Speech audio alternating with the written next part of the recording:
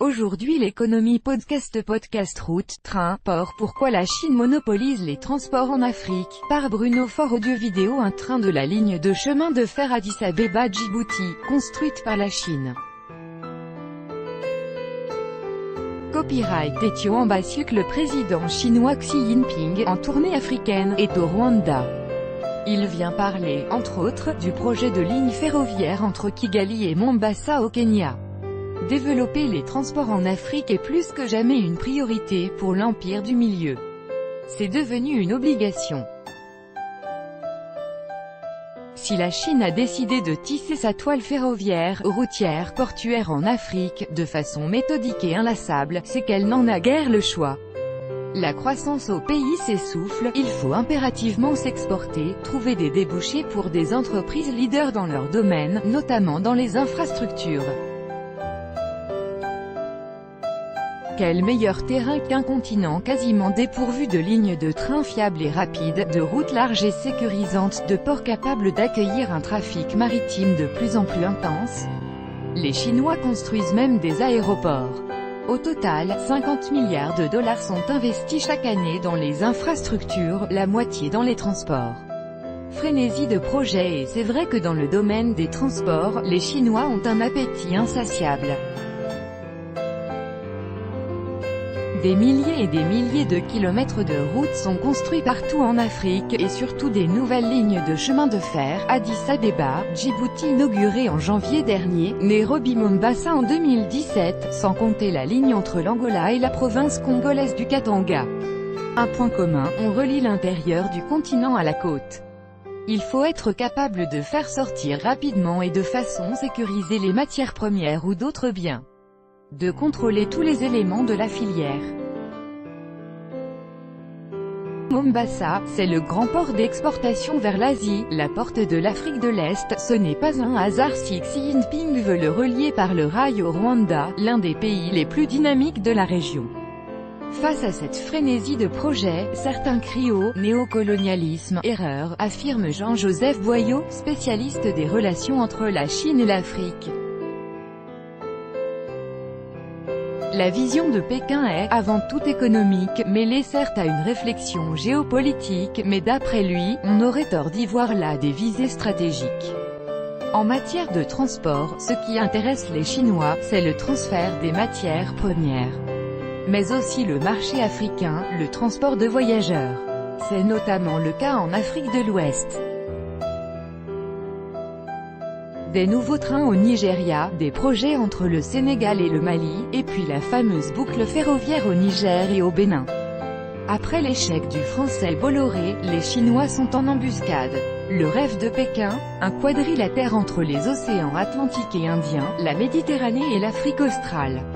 Une autoroute multimodale, qui associe plusieurs moyens de transport. Le train est lancé, la tournée de Xi Jinping est une étape supplémentaire. Problème de l'endettement des Africains. Personne ne serait donc capable de concurrencer la Chine.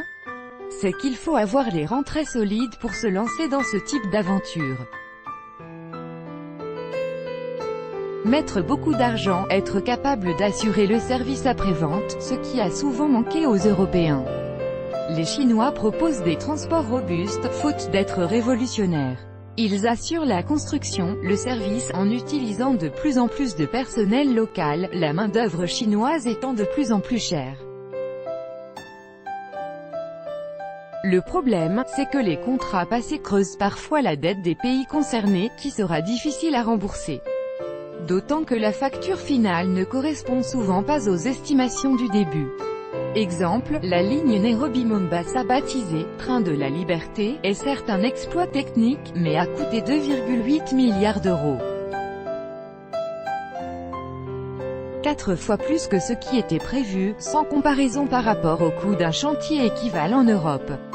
Sans parler des controverses sur la corruption, et de la colère des défenseurs de l'environnement. L'extension de la ligne vers le nord-ouest du Kenya traverse le parc national de Nairobi, le plus ancien en Afrique de l'Est. Sur le même sujet Chine-Rwanda, la Chine et le Rwanda, une longue histoire bilatérale. En savoir plus. Sénégal, Chine, Xi Jinping au Sénégal, accueille en grande pompe et signature d'accord. En savoir plus. Chine, Sénégal, visite de Xi en Afrique, le Sénégal, première étape d'un voyage crucial. En savoir plus. Économie, l'Afrique au cœur de la politique économique chinoise. En savoir plus. Archive 1, 2, 3. Suivant, dernier plus grand que l'industrie automobile sur ses gardes face à Trump. L'industrie automobile reste sur ses gardes, car le président américain Donald Trump n'a pas renoncé à sa menace d'imposer le protectionnisme de Trump. S'invite au sommet des BRICS les dirigeants des BRICS, les 5 grandes économies émergentes que sont le Brésil, la Russie, l'Inde, la Chine et l'Afrique du Sud. Ce nuage sur la low-cost Ryanair, cerné par la concurrence, c'est un conflit social qui fera date dans le secteur aérien. En pleine période de vacances en Europe, des centaines de vols annulés en Irlande. L'amende infligée à Google par la Commission européenne est-elle dissuasive? Google à nouveau frappé par une amende record en Europe. Le géant américain devra verser 4,3 milliards d'euros à la Commission. Les compagnies africaines à la conquête du ciel. Le Ghana accueille en ce moment Route Africa 2018, le rendez-vous annuel du transport aérien africain. Un forum où il est beaucoup question cette année. Pourquoi les rivaux de l'aéronautique serrent les rangs face aux risques protectionnistes au salon aéronautique de Farnborough, la vitrine britannique de cette industrie. Les menaces protectionnistes sont prises de plus en plus au sérieux par 1, 2, 3. Suivant, dernier plus grand que